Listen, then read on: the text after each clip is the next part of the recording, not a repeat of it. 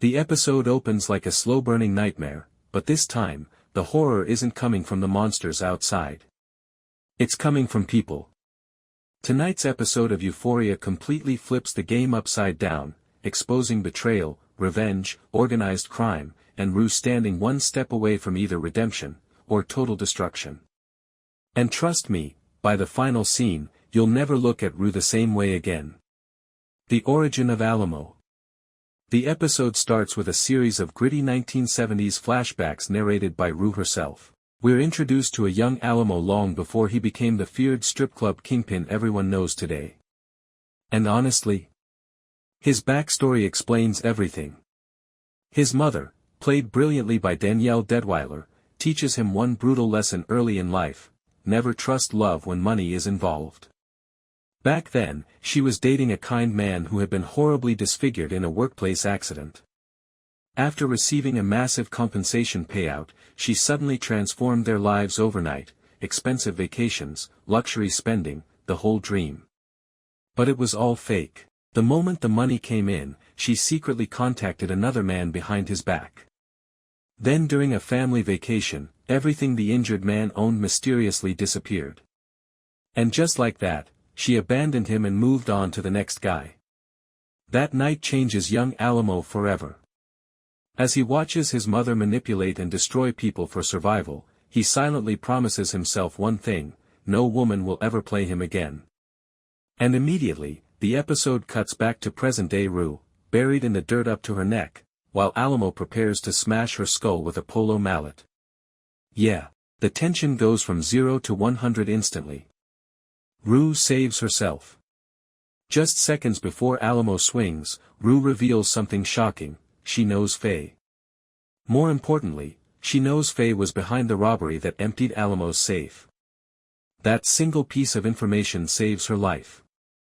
Rue convinces Faye to secretly photograph the key to Laurie's hidden vault so Alamo can duplicate it and steal back his money. But Faye hesitates because, somehow, she genuinely believes Wayne actually loves her. And the episode makes their relationship even more disturbing by revealing one of Wayne's romantic gestures was tattooing a swastika on her lower back. Classic Euphoria insanity.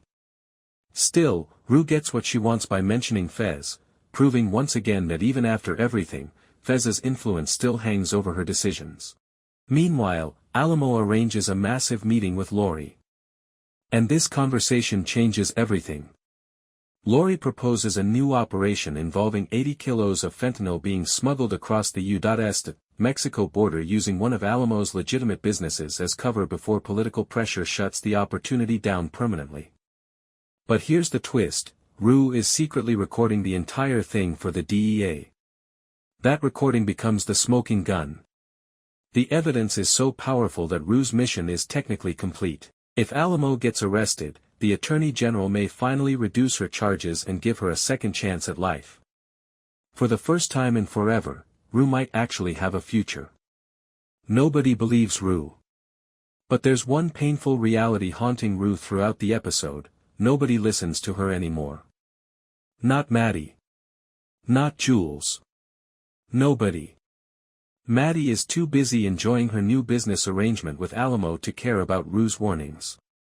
Even Bishop quietly brushes Rue aside, and honestly, it feels less like support and more like a subtle reminder that everyone now sees Rue as a rat. Then comes one of the episode's most explosive moments. Rue confronts Jules. She tries warning her. Tries helping her. Tries explaining that the choices she's making will destroy her. But Jules hears only judgment. The tension builds, until suddenly Jules slaps Rue directly across the face and storms away, leaving her buried beneath one of her unfinished paintings. That scene is guaranteed to dominate social media for weeks. Because underneath all the chaos, you can still feel the pain between them. Rue's redemption arc begins. And then, the episode slows down. Rue enters a small church while waiting for the duplicated key, and for the first time in ages, Euphoria remembers what made the show special in the first place. Not the crime. Not the violence. Not the shock value. But Rue herself. She receives a phone call from her mother Leslie, played again by Nika King, and what follows is one of the most emotional scenes of the season. Rue finally admits the truth: she doesn't know how to live with herself anymore. Zendaya absolutely carries this scene with raw emotion. You can hear the exhaustion in Rue's voice, a girl who has lied, stolen, manipulated, and nearly destroyed everyone around her, finally realizing she cannot keep running forever. And the church setting matters. Because spiritually, Rue is searching for forgiveness. Not from the law. From herself. Cassie finally gets her break. Meanwhile, Cassie's story takes a surprisingly emotional turn. After seasons of self-destruction, humiliation, and chasing validation from toxic men, she accidentally discovers something she never expected: actual talent. During a scene on LA Nights, Cassie begins improvising emotionally after being triggered by memories of Nate and their disastrous wedding night. But the crazy part? Everyone thinks she's acting. Her pain feels so real that Patty immediately decides to expand her role in the show. For once, Cassie isn't being sexualized. She's being seen. And honestly, it's one of the first moments in Forever where her character feels human again. But naturally, the victory comes with consequences. She's told she must delete her OnlyFans account if she wants the role permanently. After struggling with the decision, Cassie finally deletes the page, symbolizing the death of her old identity and the beginning of a new chapter. But this is Euphoria. Peace never lasts. Later that night, a delivery package arrives containing a horrifying message, a note demanding she answer the phone, and Nate's severed ring finger. Meaning Nate is still alive somewhere, and probably in very serious trouble. The episode briefly cuts to him violently rampaging through a retirement home construction site before one of NASA's men approaches him.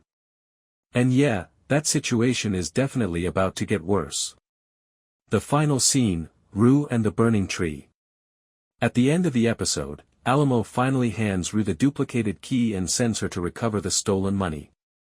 But by now, it's painfully obvious something is wrong. Bishop tells Rue a long story about a starving snake, basically hinting that predators always recognize betrayal eventually. Which means Alamo probably already knows she's working with the DEA. Rue just hasn't realized it yet. Still, she drives toward her destination listening to a Bible audiobook, imagining a future where she survives all of this and finally starts over. Then suddenly, the radio cuts out. She loses control of the car. And crashes off-road into the desert. When Rue steps out of the vehicle, she sees something impossible, a Joshua tree completely engulfed in flames. And in that moment, she believes God himself is speaking to her. The imagery is insanely biblical. A burning tree in the wilderness guiding a lost soul. That's basically Moses. And knowing creator Sam Levinson, that symbolism is absolutely intentional. The episode ends with Rue staring into the fire, believing she's finally been given a sign. But in true Euphoria fashion, that sign might not lead to salvation. It might lead straight into hell.